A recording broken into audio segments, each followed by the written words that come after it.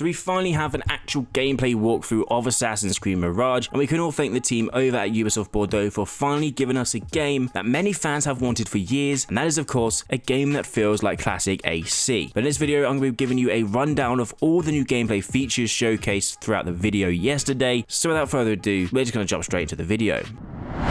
Now, the walkthrough basically gives us a quick smorgasbord of gameplay elements and characters, so we're just going to quickly go over them in the first 5 seconds. The wanted posters will be in the game and we will have to pull them down, which will decrease Basim's notoriety within the city, and all I can say is that they've done our boy dirty here. I mean, look at it, like they haven't even got his beard properly. They done him dirty. And then we watch Basim chasing after what I think is emus. I mean, hunting definitely could be back in the game, and a use of the emu feathers could be used to upgrade gear, but I don't know. I think I'd feel bad for killing one. I just want to ride it, you know? Just like we can with the camels. Yes, we can ride camels in Assassin's Creed Mirage. 10 out of 10 game. Let's go. But then at the end, we do watch as Basim blows out a guy's back. Very nice. Then jump straight into the full gameplay elements, and in the bottom right hand corner we have the new notoriety system in full effect with 3 different icons. The first level being with an alert icon, meaning guards will be on the lookout for you. The second icon being a bow and arrow, showcasing that rooftop guards and marksmen will be shooting you down whilst climbing, and hopefully they won't be as annoying as the stupid guards from 82. They just continuously threw rocks at you whilst trying to climb, and you fell down, you had to do it again and again and again. It's just a mass pain in the ass. But then for the final third one, we have an icon showing a sword.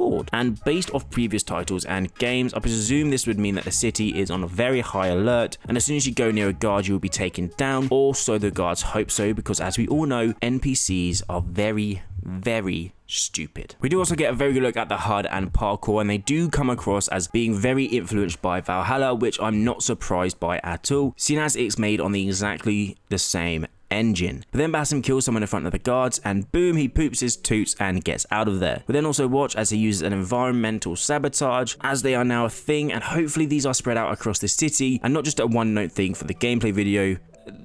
It has happened before, but I'm sure it won't happen in this game, right? Yeah. I would also say that it is great to see the city of Baghdad actually accommodate to the parkour aspect of this game, something that was lost in the very previous RPG titles. Now, Ubisoft Bordeaux seem to have put a lot of effort into this to allow us to use these moves in the most fluid way possible, but honestly, please give Basim a glove or something, because that rope slide looks really painful. And then Basim jumps down into one of the many bureaus within the city, in which he meets up with Roshan and Foulad. Now, we all know who Roshan is, and if you don't, check out my video on her backstory in the channel, link is in the description. But this new character, Foulad, is actually a Rafiq. This basically means he is the big boss man and in charge of this bureau within this district. We saw him in the last gameplay trailer, so it's safe to assume he's going to be a big part of the story. During this clip, we also watch on as Basim slides Foulad a bloody eagle feather, something performed by previous assassins in the better games, and by better games, I mean, you know, the more assassin-y games, but that's just the same thing anyway. This being something every assassin of this time has to do to show proof that the mission has been complete, but I have generally always wondered though, like, what if they just don't assassinate them, or they fail, or they get away? Surely they could just take someone down and pretend it's the target's blood, right? Because they can't test it against anything. I mean, obviously they might see the target out in public, but I'm just a thought, just a thought. But then we get introduced to Abu Jafar Muhammad, who is an actual historic person in the story, who is sort of like Basim's Leonardo, except he doesn't build tanks.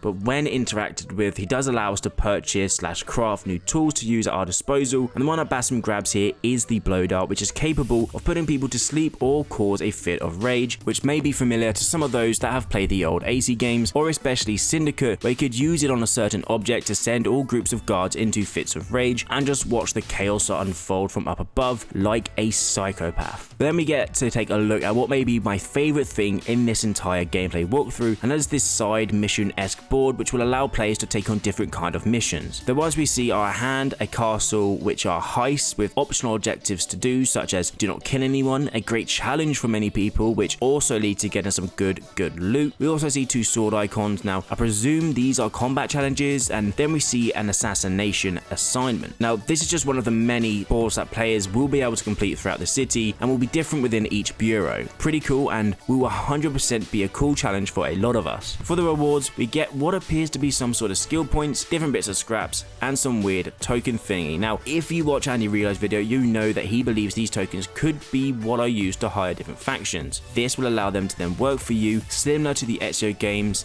and I can see this being true, you know, with the different style of tokens and the different style of people you can hire, you know, mercenaries, musicians, guards. It does fit in well with the system. Then we move on to a very significant part of the gameplay walkthrough, and as mentioned in my breakthrough of the AC Mirage gameplay trailer last week, I pondered on the thought that Basim may or may not have a very similar ability to Eivor, in which he can meditate to a certain point during the day or night, and it's come to fruition in this walkthrough. Pretty cool to see, as I would love to be able to complete each stealth assassination at night like a very sneaky boy, although a bright white robe may give it away. But then we cut to see Basim's eagle and Kidu get absolutely wrecked by a fiery arrow, and of course the bird isn't going to want to work in these conditions, so it is out of action until we take out the marksman in the area. A great way to allow the player to use their initiative during this scenario, and just before he moves, if you look in the bottom left hand corner, we can see what appears to be a group of ladies that Basim may be able to hire to tempt the guards away from the front entrance, another way of completing this assassination. So those previous mentioned tokens will come in very handy, and of course Eagle Vision is back in the game, highlighting all the guards and chests, so I guess technically we don't need the eagle? Yeah, but one thing that is new is the ability to see where the guard's line of sight is. In previous titles, we were only able to spot where an enemy was stood and where they were walking to or fighting or something along those lines. But now with the improvements to stealth and the AI system, being able to tell where a guard actually has you in their sights will be a great help to all you little stealthy assassins out there. And then Basim completely interrupts a group of ladies' annual meeting, but just joins in anyway, showcasing how helpful the social stealth will be in situations such as this, and it's great to finally have it back in an AC game and be truly helpful, although I don't think the guard buys it because he just stands there staring at us, you know, like a little bitch. But anyway, we can crouch again, yes, which means stealth is going to be pretty fun. Then in the next section, it showcases all of Basim's stealth mechanics and of course the new blow dart tool we picked up from Leonardo da Vinci 2.0, and we get a look at what our weapon wheel will be like. It's nice and clean and very easy to use, and with the added ability to being able to quick use items such as smoke bombs, traps, and the noisemaker, which literally does what it says on the tin, these tools are going to be at the forefront of any player's gameplay. We also catch our first glimpse of a double assassination, but it's not with two hidden blades, but with a throwing knife, an almost identical animation to that of Eivor's double assassination in Valhalla, except we don't have a big axe being thrown at someone's head. But what we do catch is an icon above the guard's head, which also showed he was a bell ringer. Now if the player didn't take this guard out, then I presume they would just run off and start ringing a bell, and then a bunch of guards would swarm the palace, which means Basim would be in a lot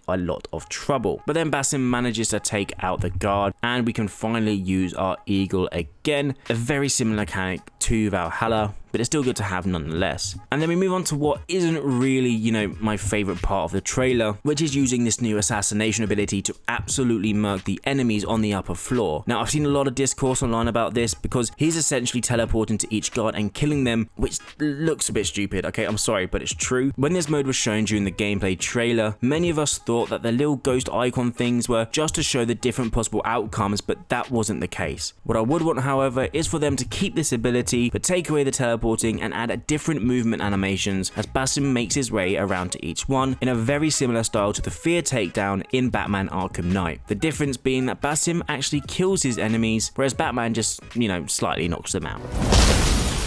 We then watch as the player uses some big brain energy and lays a trap down in front of some big guard type, and we then watch as he jumps down and completes our assassination, all whilst taking out another guard, because why not? I do have a question though, will this like little cinematic scenes be in the game? You know, when you take out a target and finally assassinate them, will we get a little cutscene like this, or is it just cut, you know, just for the trailer or gameplay walkthrough? Probably, but you never know. And then as Basim runs away, we see him use a new parry move against an enemy that then allows him to instantly kill them. Hopefully this is easy to perform, as I'd love for the ability to take on hundreds and hundreds of guards, just like the good old days. And we then watch as Basim uses a smoke bomb to escape the location and walk into a crowd to hide in plain sight, just like an assassin should. But this time with the ability to quickly pickpocket some random NPC beforehand. So that's just a quick little breakdown of everything new we saw in the gameplay walkthrough of Mirage. Let me know what you thought about this in the comment section down below, and also make sure to like and subscribe to stay up to date with the latest content on Mirage. I hope you all have an amazing day, and I'll see you in the next video.